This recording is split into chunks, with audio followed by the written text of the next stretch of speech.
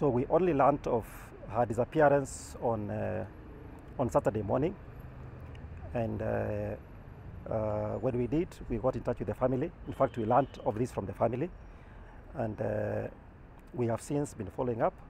And yesterday, when I was back from Mombasa, together with the CEO, we had a meeting with the family, and we undertook to do everything to trace Jennifer, because we believed she was alive and something may have happened along the way. But it was terribly shocking this afternoon when we learned of this tragic event.